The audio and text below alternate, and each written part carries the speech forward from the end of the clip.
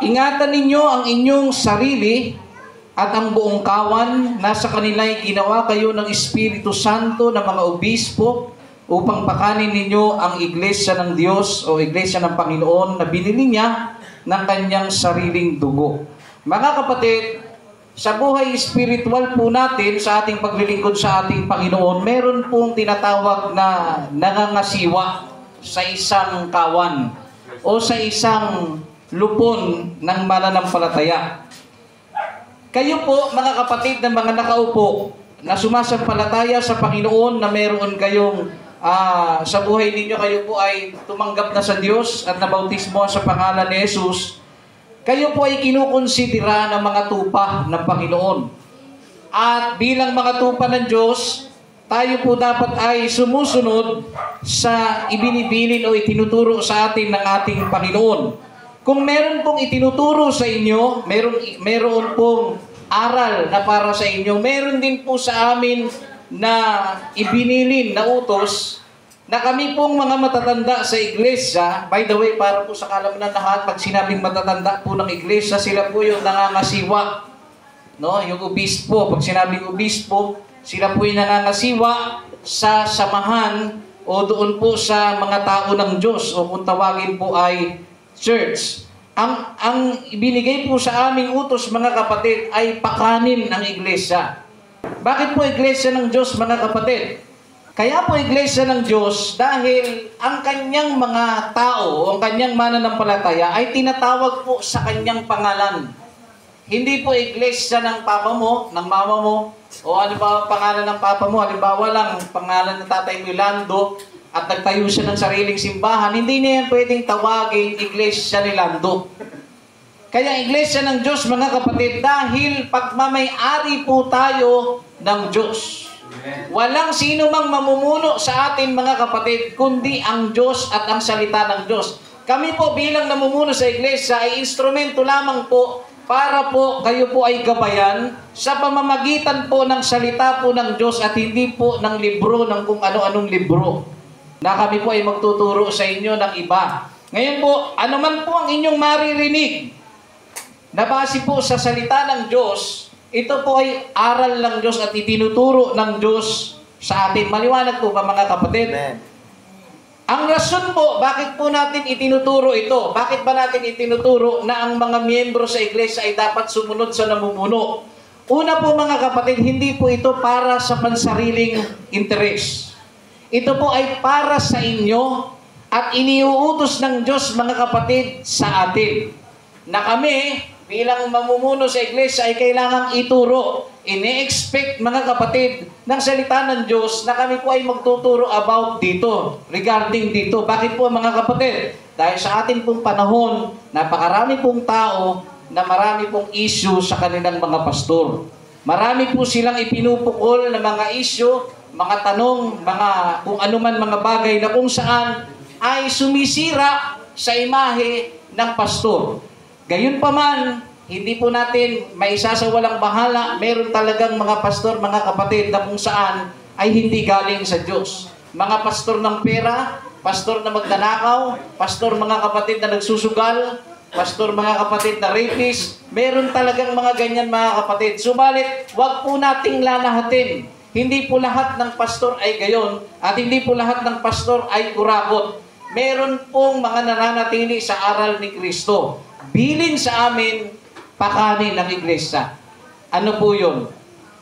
Pagkain pong literal? Hindi po yun ang tinutukoy, mga kapatid. Pakanin ng iglesia ng salita ng Diyos. Dahil ang sinasabi sa Matthew chapter 4 verse 4, mga kapatid, hindi lamang sa tinapay na bubuhay ang tao, kundi sa bawat salitang namumutawi sa bibig ng Diyos. Amen. Ang salita po ng Diyos ay isang pagkain espiritual para sa ating kaluluwa. Paano po kaya na i-apply yun? Paano po ba na i-apply yung pagkain? Yun po yung patungkol po sa pakikinig. Ano man pong inyong napakinggan na salita ng Diyos, itinatago nyo sa inyong puso at inyo po itong ina-apply. Halimbawa, ikaw po ay may mga bisyo sa buhay.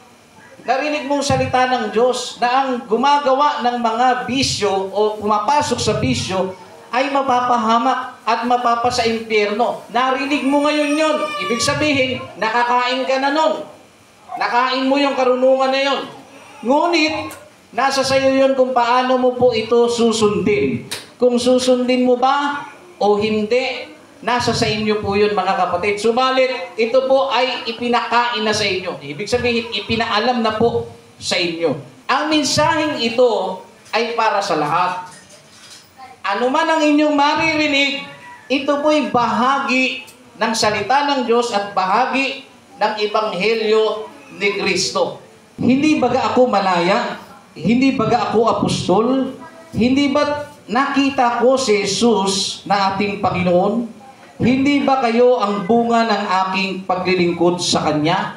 Ang iba'y ayaw kilalanin ang aking pagka-apostol. Subalit, para sa inyo, ako'y isang apostol. At kayo ang katibayang ako'y apostol nga ng Panginoon. Hindi lahat ng kapatid sa mananampalataya sa Korinto ay kinikilala siya bilang leader. May struggle siya, apostol na siya mga kapatid ha. Hindi siya kinikilala, kaya dito ay pinaliliwanag niya mga kapatid na ayaw siyang kilalanin. Hindi basta lang na hindi siya kinikilala, kundi ayaw siyang kilalanin. Subalit, may mga kapatid sa Korinto na naniniwala na siya ay isinugo ng Panginoon. Number 3. Ito ang sagot ko sa mga pumupuna sa akin. Pakinggan po ninyo mga kapatid. Gusto ko pong hingiin ang inyong buong atensyon para hindi po masayang ang salita na ito ng ating Panginoon. Kasi sayang po mga kapatid kung hindi nyo papakinggan. Okay? Unawain yung maigi. Sulat ni Apostol Pablo sa mga taga-Korinto, sa mga hindi naniniwala at naniniwala na siya isinugo at ipinadala ng ating Panginoon bilang isang apostol. Sabi niya mga kapatid, ito ang sagot ko sa mga pumupuna sa akin. Number 4, wala ba kaming karapatang tustusan ng iglesia sa aming pangangailangan? Wala ba kaming karapatang magsama ng asawang Kristiyano tulad ng ginagawa ng ibang mga apostol at ng mga kapatid ng Panginoon? Gayon din ni Pedro. Kami lamang ba ni Bernabe ang walang karapatang tumigil sa paghahanap buhay? Ang kawal ba ang gumagastos para sa kanyang pangangailangan habang naglilingkod siya? Sinong tao ang nagtatanim ng ubas at hindi nakikinabang sa mga bunga nito? Sinong pastol ang nag-aalaga ng tupa at hindi nakikinabang sa gatas nito? Mga kapatid, may 3 bagay akong ipapaunawa sa inyo mga kapatid. Pakinggan po ninyo. Saan kayo nakakita ng kawal siya? Kawal siya. Sundalo siya ng Pilipinas. Tapos, sige, gagawin kitang sundalo. Pero bumili ka ng sarili mong baril, bumili ka ng sarili mong uniforme, wala pong ganun. Kundi, ang ating gobyerno ang magbibigay ng pondo para bilihan ng pangangailangan ang magiging sundalo ng Pilipinas. Kahit po outside sa Bible, pag ikaw po kahit pumasok ka lang ng trabaho ng pagiging janitor, pwede ka pang sabihan ng pinasukan mo, o sige, pasok ka na, janitor ka na. Ngayon, bumili ka ng sarili mong map, bumili ka ng ng sabon mo, hindi po pwede yun. So, ibig sabihin, once na ikaw po ay pumasok sa trabaho, cargo po ng may-ari ng kumpanya na itustusan yung kailangan mo, mapa-uniforme hanggang sa pangangailangan mo, nagagamitin mo. Gayon din mga kapatid, wala pong nagtatanim na hindi po umaani. Amen. Na hindi niya pakikinabangan ang kanyang itinanim mga kapatid. At ang sabi dito, sinong pastol ang nag-aalaga ng tupa at hindi pakikinabangin ng gatas? O hindi siya makikinabang sa gatas. Number 8. Ang sinasabi ko ay hindi nababatay sa kaisipan lamang ng tao, gayon din ang sinasabi ng kautusan. Sabi sa number 9, sapagkat nasusulat sa kautusan ni Moises, huwag mong bubusalan ang bibig ng baka habang ito'y gumigiig. Mga baka nga kaya ang inaalala ng Diyos. Mga kapatid, sa batas po noon, sa sulat ni Moises, huwag daw bubusalan ang baka pagka ginagamit mo siya. Kung saan man mo uri ginagamit, pagsaka, etc. Ano pong ibig sabihin mga kapatid? Kasi pag binusalan mo ang baka mo, hindi, tinakpan mo yan, inano mo yung bibig niya mga kapatid. First of all, hindi po siya nakakakain. Pag hindi po siya nakakain mga kapatid, manghihina, magugutom po siya. Ano pong susunod? Yes, umani ka sa unang ani mo. Natrabaho mo yung unang trabaho mo. Pero ang susunod, patay na yung baka mo. Wala ka nang ipakikinabang sa susunod. Ano po ang punto mga kapatid? Yung sinasabi po dyan ni Apostol Pablo mga kapatid, na kung saan ay mga baka nga ba ang inaalala ng Diyos? Ito po ay simboliko mga kapatid na sinasabi, hindi ba tinutukoy o hindi ba tayo ang tinutukoy niya? Ang tinutukoy niya po mga kapatid ay ang mga manggagawa sa iglesia. Sabi dito, alang-alang sa atin, kaya iyon isinulat, sapagkat ang magsasakang nag-aararo at ang naghihiwalay ng mga butil sa uhay ay gumagawa ng pag-asang may bahagi sila sa anihin. So sila po mga kapatid, pinapakain po nila ang baka dahil para lumakas yung baka at makapagtrabaho ulit, at yung itatrabaho ng baka na aanihin po nila ay mapupunta ulit sa kanila. So ganun lang pong cycle mga kapatid. Pakakainin para lumakas, tatrabaho ang baka para dun sa tao. Para umani siya, mayroon siyang ipakinabang, paulit-ulit na ganun po ang mangyayari. Para maintindihan ng lahat. Kung sino man po tricycle driver o mga panda rider, bakit kayo nagagasolina? Dahil alam niyo, ipakikinabang ninyo ang gasolina na inilagay ninyo. Nakuha ninyo? So kung busalan mo yung tangke mo, ay hindi, gamitin mo na lang yan. Pag natirikan ka mga kapatid, wala ka nang ipakikinabang. Pero bakit ang nakamamanghang bagay? Ang tao, pwede niyang takasan ang mga utang. Pero ang bunganga ng tangke, hindi mo pwedeng takasan. Bakit? Wala ka nang mapupuntahan pagka ang tangke ay hindi mo nilagyan ng laman. Hindi ka makakapagtrabaho mga kapatid ng trabaho na gusto mo at lugar na gusto mong puntahan kung hindi ka maglalagay ng gasolina sa tangke mo. So anumang nilalagay mo ay ipinakikinabang mo. Yun po mga kapatid, para sa mababaw na paraan na may paliwanag ko po sa inyo ang bagay nito. Gayon din mga kapatid, naghasik kami sa inyo ng pagpapalang espiritual. Malaking bagay ba naman kung umani kami ng mga material na pakinabang mula sa inyo? Ano pong punto mga kapatid? Ang mga apostol, ang mga matatanda ng iglesia, sila po ibinigay nilang kanilang buhay para sa paglilingkod. Sila po mga kapatid ay inaaralan kayo. Gaya nito, inaaralan ko po kayo ng salita ng Diyos mga kapatid. Sinasabi niya dyan, kung kayo nga ay nakakabahagi ng mga spiritual na bagay, mga kapatid, malaking bagay baga sa amin na umani kami ng material na bagay o material na ipapakinabang ng manggagaling po sa inyo. Kung ang iba ay may ganitong karapatan, lalo na kami. Ano pong punto mga kapatid? Ito po yan. May mga tao po talaga sa mundong ito na inihalal ng Diyos para sa espiritual na gawain. At kung ikaw ay hindi kasama sa espiritual na gawain inihalal ng Panginoon, ganito ang buhay mo. Lunes, Martes, Miyerkules, Biyernes, Sabado, trabaho.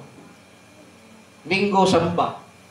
May weekdays tayo, Bible study, prayer meeting, samba. Pero ang mga taong pinili ng Diyos para mamuno sa iglesia, mga kapatid, full-time po yan, mga kapatid. Sila po ay naggugol ng kanilang buhay sa paglilingkod. Na kung kayo po ay may mga pangarap, marami kayong gustong marating sa buhay, kami din po meron. Hindi ko po sinisisi ang gawain ito kung bakit hindi ko marating ang mga bagay na gusto kong marating, ang mga pangarap na gusto kong maabot. Hindi ko sinisisi. Bakit po mga kapatid? Dahil ako po mga kapatid ay binigyan ng Diyos ng pagkakataon na makapaglingkod sa Kanya at ang buhay ko ay binigay ko sa Kanya, iginugol ko sa Kanya mga kapatid at narito po ipinaglilingkod ko po sa inyo. At madalas po karamihan na mga nagpapastor talagang kailangan po ang pagiging full-time. Ang sabi dito, kung ang iba'y may ganitong karapatan, lalo na kami. Ngunit hindi namin ginamit ang karapatang ito. Tiniis namin ang lahat upang hindi kami maging hadlang sa magandang balita tungkol kay Kristo. Alam niyo po, iniaaral ni Apostol Pablo bilang siya po ay namumuno at ang iba pong apostol na namumuno, binigay nila ang kanilang buhay sa pangangaral. Ang pinupoint po dito sa buong katwiran ng Biblia, mga kapatid, dapat talaga ang design, ang mga miyembro sa loob ng iglesia, ang nagpo-provide, mga kapatid, ng pangangailangan ng mga pastor. Yan po ang design. Bakit po, mga kapatid? Kasi kung lahat tayo pare-pares magtatrabaho, kawawa naman po yung ibang hindi nakakakilala kay Kristo. Number 13. Hindi ba ninyo alam na ang mga naglilingkod sa templo ay tumatanggap ng pagkain mula sa templo? At ang mga naglilingkod sa dambana ay sa bahagi sa mga handog na nasa dambana? Number 14. Sa ganyan ding paraan, ipinag-uutos ng Panginoon na ang mga nangangaral ng magandang balita ay dapat matustusan ang ikabubuhay sa pamamagitan ng magandang balita. Pare-parehas tayong may mga tatay, hindi po ba? May mga tatay, sino sa inyo patay ng tatay? Oh, marami. So makaka-relate pa rin sana kayo dito. Si tatay nagtatrabaho, tama? Ngayon, pinag-aral kayo, tama? Nakatapos kayo. Ang tatay niyo ba, mga kapatid, pinupursigi kayo na kailangan mo kong tulungan, ha? Alam niyo, mga kapatid, ang tatay na nasa katinuan, hindi po yan magsasabi na, oh, pinag-aral na kita, kailangan mong gumanti sa amin. Hindi dapat gaganon ang magulang. Alam niyo kung bakit? Dapat kusa ng ginagawa yun ng anak. Hindi na dapat pang iutos yun. Dahil ang tawag doon ay utang na loob. Hindi mo mararating ang gusto mong marating kung hindi dahil sa pamilya mo. Tama po ba? Mula bata ka, pinakain ka, hanggang lumaki ka. Ngayon, ano po ang isusukli mo? Susuklian mo ang pagod nila. Lalo pa kung umiidad na po sila, tumatanda na sila. So ngayon, habang kayo po ay nagtatrabaho at gusto nyo na rin bumuo ng pamilya, hindi nyo rin po pwede kalimutan ang inyong magulang. So okay na, nakatapos na ako. Diyan ka na, hanggang mamatay ka. Hindi pwede yun, mga kapatid. Sinusuportahan natin ang ating magulang. Ano po ang punto dito, mga kapatid? Kayo po, inaaralan kayo, yung iba sa inyo, mga wala pang trabaho. Tinuturuan kayo. Lumalago kayo, mga kapatid, sa espiritual. Tumibay kayo sa pananampalataya, hindi dahil sa mikroponong ito, kundi sa tao ng Diyos na inilagay sa inyo, mga kapatid, para kayo po ay turuan. Nung kayo po ay naturuan ng mga kapatid at lumago na sa pananampalataya, dapat alam ninyo kung paano nyo tutulungan ang namumuno sa inyo. Hindi po sa ganitong paraan. Pakinggan nyo, hindi po sa ganitong paraan. So sumahod na ako, bibigyan ko ni Brother James ng 300. Hindi po ganun yun. Alam nyo kung saan po nanggagaling ang ikabubuhay, mga kapatid, ng pastor? Mga kapatid, hindi po ng buong kabuuan, ha? Nagkakaroon po tayo ng tinatawag na tithes and offering. May offering po. Existing po yan. Yung offering na yan, mga kapatid, saan po ba napupunta yung offering? Unang-una, hindi po yan pansarili ng pastor. Hindi po. Yan po ay napupunta, mga kapatid, sa kailangan po ng iglesia. Nakuha ninyo? Kaya nga po tayo nakakabili ng electric pan, ng solar, ng mga gamit dito, mga kapatid. Yan po ay dahil sa pagkakaloob ninyo, sa pagbibigay ninyo. Kaya kung lahat tayo ay magiging madamot sa gawain ng Diyos, kung ganito tayo karami at puro, pag nag-offering tayo, lahat tayo piso lang ang ilalagay, makakapag-produce ba tayo nito? Kahit 10 years, di ka makakaproduce ng drum set. Pero dahil sa inyong pagbibigay, napoproduce po, mga kapatid, yung kailangan po ng iglesia. Ngayon po, ito po ang dapat nyo maintindihan. Sa amin po, mga namumuno, mga kapatid, ano po ang bahagi namin? Alam nyo, mga kapatid, iba-iba po kasi namumuno. May mga namumuno na ang daming miyembro, sobrang laki ng natatanggap, mga kapatid, sa offering. Kaya kung mapansin niyo may mga simbahan, sobrang gaganda ng mga instrumento nila kasi hindi mo yun makikwestiyon yun. No doubt yun, mga kapatid. Dahil marami siyang membro at marami pong giver. Kaya makikita yun ng membro sa loob po ng iglesia. Bilang mga membro, mga kapatid, ng iglesia, ano po ba ang inyong gampanin sa inyong leader? Tulungan ninyo ang leader ninyo. Sa anong paraan? Sa anong paraan? Hindi po kami nagtatrabaho para bigyan ninyo. Gusto ko pong ilinaw sa inyo. Hindi po namin ginagawa ang paglilingkod na ito para bigyan ninyo. Gaya po ng baka. Yung baka po ba, kaya po ba siya nag-aararo? Dahil alam niya na mismo sa kanyang sarili. Kaya ako ito ginagawa kasi pakakainin ako ng amo ko. Hindi po ganun mga kapatid. Gumagawa lang siya kasi yung amo niya, tinutulak siya magtrabaho kaya nag-aararo siya. Pero hindi niya alam kung ano ang mangyayari nun. Kung ano po ang kabuuan. May papakinabang ba siya doon o hindi? Wala po siyang alam doon. Ngayon po, ano po punto mga kapatid? Kami po na namumuno sa iglesia, hindi po kami nagpapastor para lamang po sa pera ninyo. Gusto ko po iklaro yan sa inyo. Hindi po ganun yun. Pero ginagawa namin ito dahil sa Panginoon, sa tawag ng Diyos sa amin, at pagmamahal po mga kapatid sa mga tupa ng Panginoon. Naunawaan po ba natin mga kapatid? Amen. So paano po ba natin tutulungan mga kapatid ang ating pastor? Be faithful sa inyong offering. Maging tapat po kayo sa inyong tithes and offering. Bakit po mga kapatid? Dahil dito po kinukuha ang buong pangangailangan, ang gastusin mga kapatid sa templo ng Panginoon.